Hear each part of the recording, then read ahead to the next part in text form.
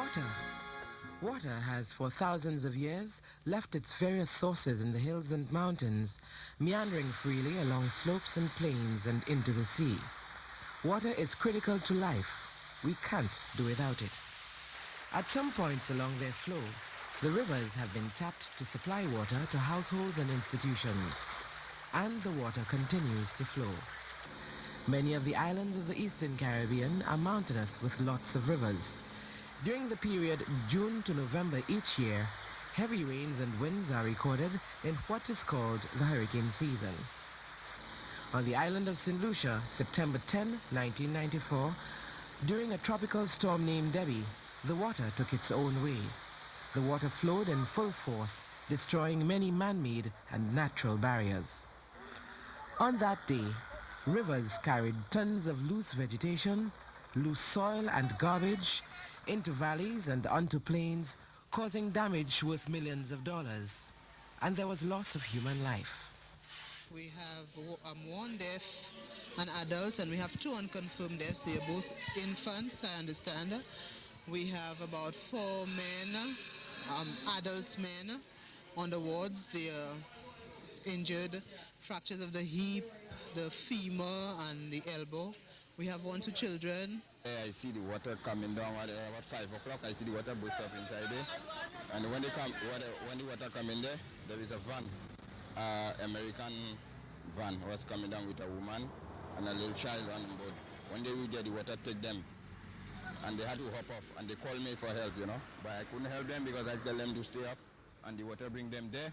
They fry up on that mango tree, and after the water drop out, I had to go and take them out with a rope and pull them inside to the water plant. And there is a lot of water there this morning. And this is the first time I ever see something like that. This is the first time, sir. Because I worked there for 18 years, and I never see something like that. When the house was floating, we noticed they had a lot of water.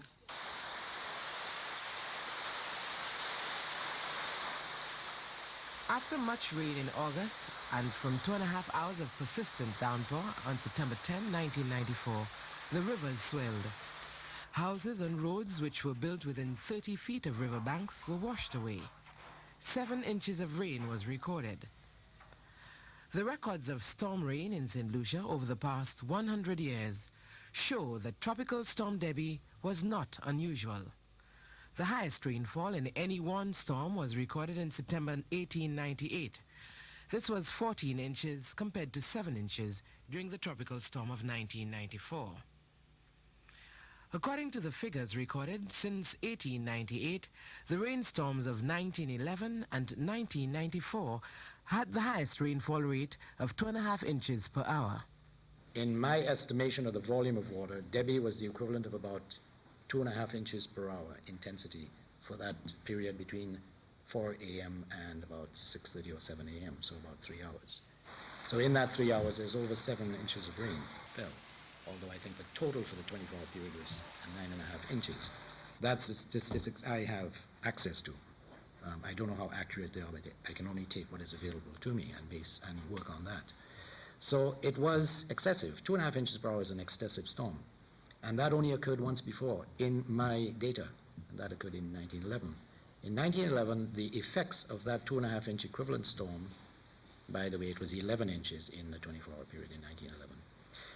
That rainstorm, actually, it took the form of a flash flood and apparently inundated barracks down in the Mabwea Valley, and actually it occurred at night, by the way.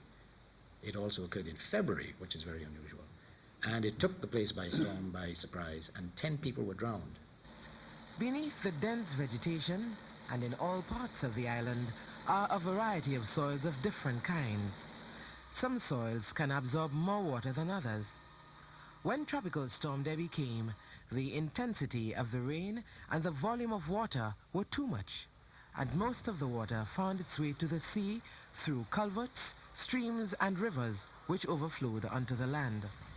In the evolution of our soils, the country experienced a series of eruptions, right?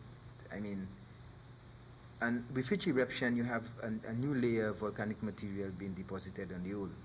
So the most recent ones that we have now is going to be less consolidated than those below. So as a result of that, you find the soils that develop are clay in texture, but it is what I call stratified, in a sense that the clay is more tougher below and looser on top. So water is going to percolate up to a point, and then it has to move laterally because there's not enough room to go downwards. And by doing that, it creates some slip surfaces, right, over which water is running horizontally, but you have a mass of material sitting on the top. And I think that is the condition for instability that we see now that give rise to all this kind of erosion and massive landslides that we've seen.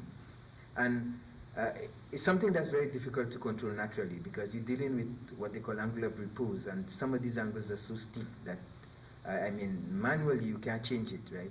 Nature would have to weigh it down. And since we are a relatively young island, geologically, so we will be subjected to this kind of erosive forces for a long time. As the water made its own way, it revealed the indiscriminate dumping of garbage in rivers and streams. Are there lessons there for all of us? I think we have a serious problem, and people don't seem to realize that. There's been a lot of talk of littering, and you have the people in the tourist industry complain about how unsightly littering is all over the place when you drive around. But they seem to forget that there's a problem at the rivers. You drive, or if anybody has had the opportunity to look around in the rivers, you'll see the number of plastic containers, plastic bags. This, I suppose, contributed to the flooding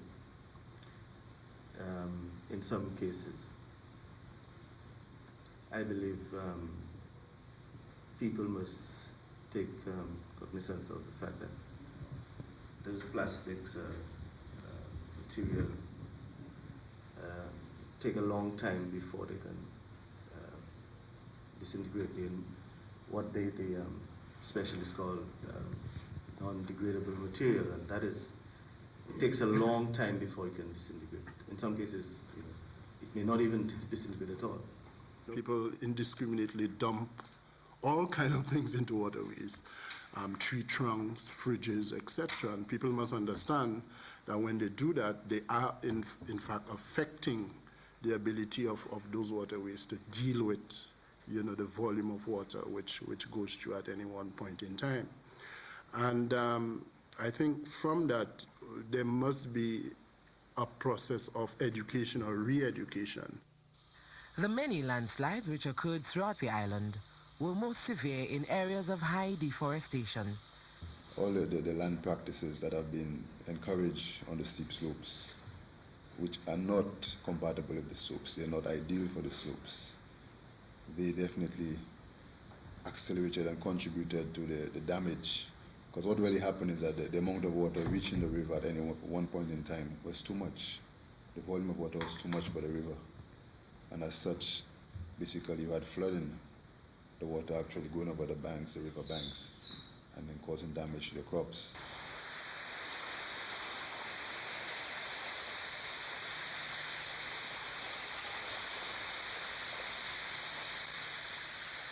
This is the extensive Cul-de-sac Valley in the northwestern area of the island of St. Lucia. Through the valley flows the usually peaceful Cul-de-sac River. On the fateful September 10th, it became a raging mass of water overflowing its banks, causing damage to crops, infrastructure, and disrupting normal life. And this damage could have been avoided if the river was free to flow.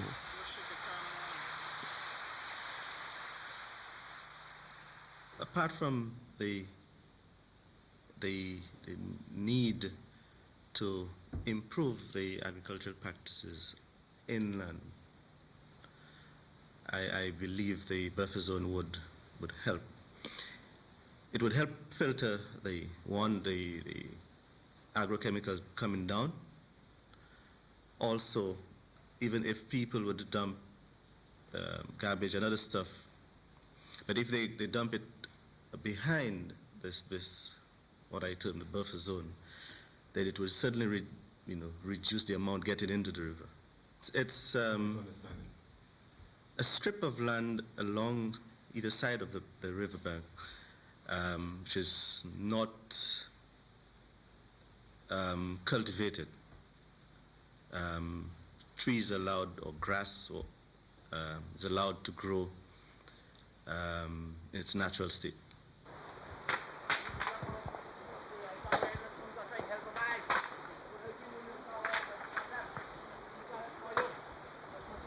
What you're going to tell people in terms of sensitizing them as to how they can behave in these watersheds to sort of mitigate against what happened there in Delhi?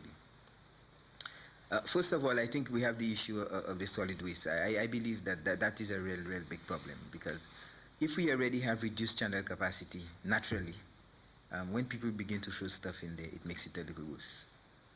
Also, from the point of view of managing the land itself, I think we are a bit careless in terms of the management of the land, in terms of the practices that we carry out on the land. And often that may be related to the land tenure systems that exist, because often if somebody doesn't own the land, he really doesn't have any stake in terms of ensuring its sustainability. He's merely mining it and taking what he can take to move on. But even if that is so, I think we need to move on into a wider education campaign where we explain to people the salient points of these things that I'm raising in terms of the soil, its properties, and point out to them in graphical terms, take them out in the field and let them see some of these practices that they do and what effects that it has. It has to be a community mobilization of education. I mean, it's true I pointed out the issue of desilting, but that really costs money. And we need to reach the stage where we don't need to desilt, right? I mean, and desilting is the whole country would have to pay for it. You can't put it on one body. The whole country, be it through taxation or whatever, would have to pay for that. It's perhaps something the authorities should consider as to how we deal with this very difficult, very delicate problem of land use and the control of land use, because really it's necessary. I think it's suicidal or it's counterproductive for a society to just sit back very complacently and allow people to virtually have their way and ruin ecosystems because it's in the interest of an immediate or a short-term benefit. It seems ludicrous to me that it would be allowed in the first place, and I suppose it's difficult if there's a way of life to change things. We all recognize things don't change easily, but we need to understand it. We need to look at it carefully, because I think that is the crux of the problem. A national land use plan. Land use planning means the zoning of all the lands in a country for various uses. These include small and large crop farming, housing, and industrial development.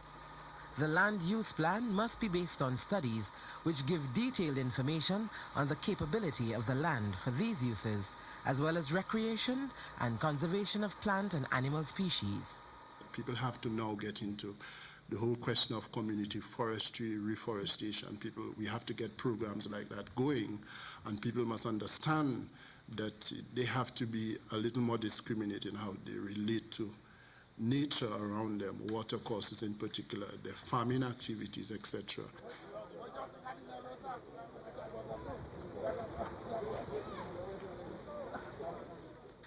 Some days after the water finally made its way into the sea, thousands of tons of silt and soil from the hinterland found new homes.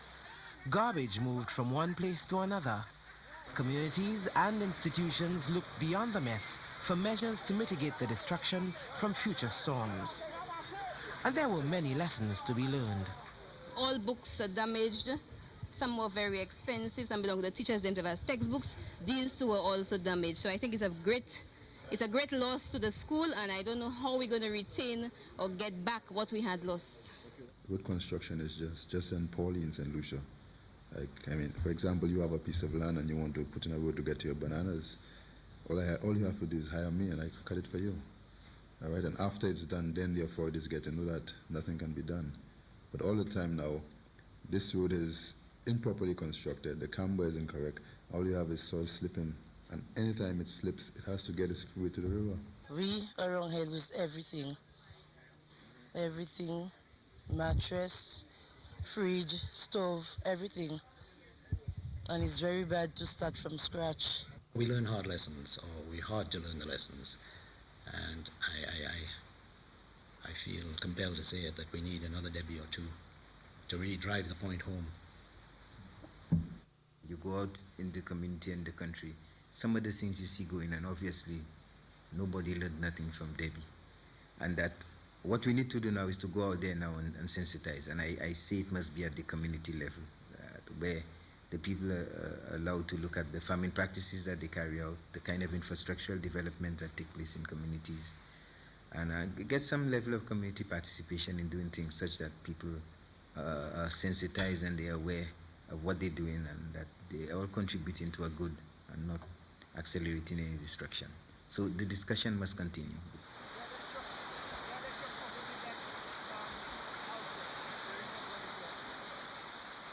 The destruction of property and loss of life, which happened with the passage of Tropical Storm Debbie in St. Lucia in September 1994, happened because we dump in rivers and other inappropriate places, blocking the natural flow of waterways and drains. We cut forest trees, which protect hillsides from erosion. We construct roads and buildings on steep slopes and close to rivers and riverbanks. Short-term gain can indeed lead to long-term pain. Our disrespect for nature can be costly. People die, and our quality of life can be threatened. It can happen again.